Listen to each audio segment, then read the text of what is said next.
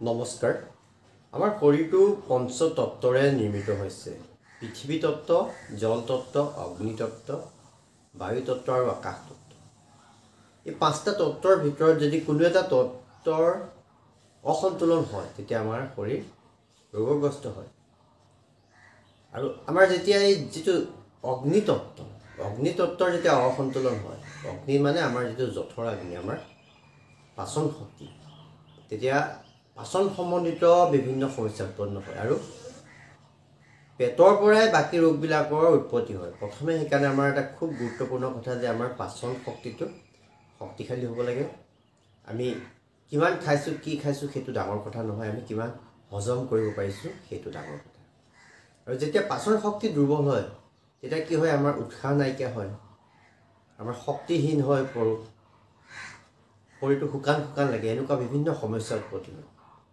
আৰু আমি এই শক্তিক বৃদ্ধি কৰিব পৰা এটা খুব উপযোগী প্ৰাণায়াম হ'ল সূৰ্যভেদী প্ৰাণায়াম।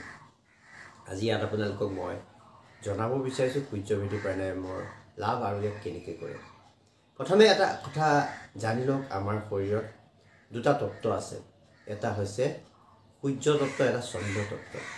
আমাৰ প্ৰতিটো বস্তুৱে দুটা ভাগত, দুটা চকু, দুখন কাণ, দুটা কিডনী, দুখন হাওঁফাওঁ, ঠিক তেনেকৈ আমাৰ সূৰ্য তত্ত্ব আৰু চন্দ্ৰ তত্ত্ব। সূৰ্য তত্ত্বটো মানে আমাৰ তাক কোৱা হৈছে পিংগলা নাড়ী, চন্দ্ৰ তত্ত্ব ইৰা নাড়ী।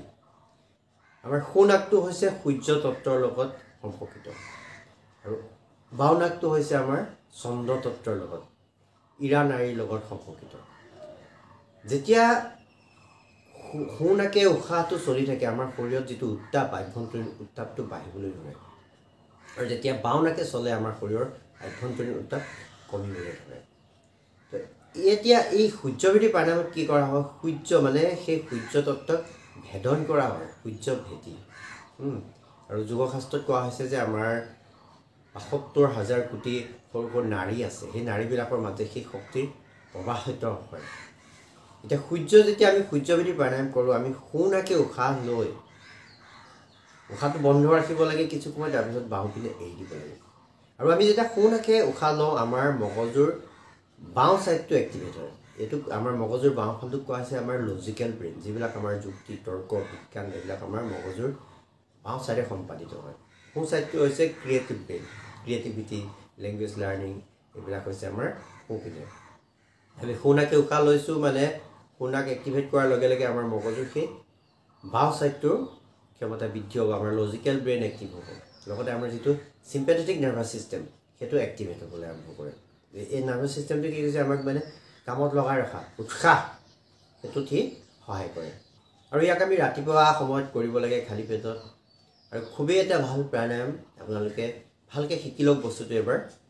আৰু ইয়াৰ বাবে সহজ যিকোনো আসনত বহিব, ভৰি দুখন কুচাই বহক, আৰু বাওঁ হাতত জ্ঞানৰ মুদ্ৰা ৰাখিব, সোঁ হাতত এইটো মুদ্ৰা লওক, নাসিকা মুদ্ৰা। সোঁ হাতৰ এই দুটা আঙুলিৰে বাওঁ নাকটো বন্ধ কৰক, বাওঁ নাকটো বন্ধ কৰি সোঁ নাকে দীঘলকৈ উশাহটো লওক।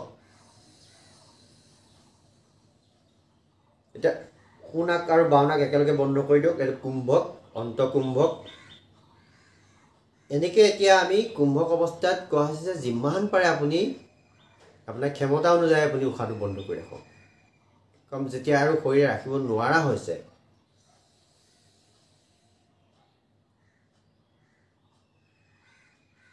তেতিয়া আপুনি লাহেকৈ বাওঁ নাকে উশাহটো এৰি দিয়ক।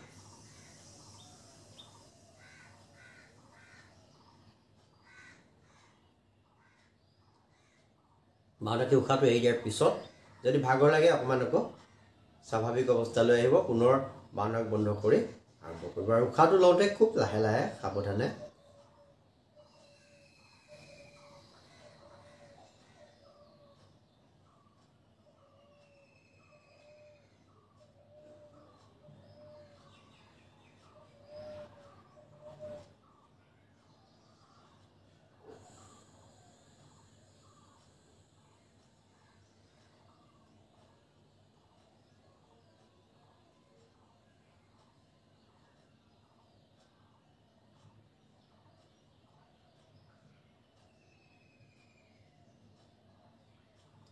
মই উশাহটো কম সময় বন্ধ কৰি দেখুৱাইছোঁ, আপোনালোকে নিজৰ ক্ষমতা অনুযায়ী কৰিব।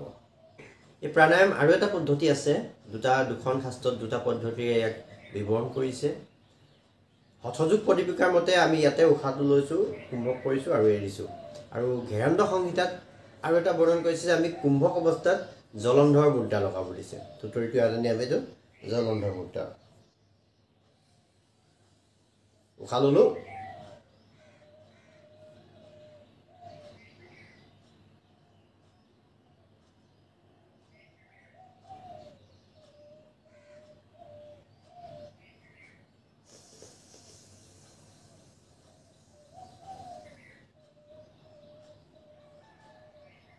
আৰু জলন্ধৰ মুদ্ৰা লগতে মূল বন্ধ, মানে আমাৰ যিটো গুহ্যদ্বাৰ, আমাৰ পায়খানাৰ বাটটোক আমি অলপ ওপৰলৈ টানিছোঁ। আৰু প্ৰথম আমি সাধাৰণে এতিয়া আৰম্ভণি অৱস্থাত আমি হঠযোগ পদীপিকাই যেনেকৈ শিকাইছে সেইমতে আমি তাক মানিলেই হ'ল।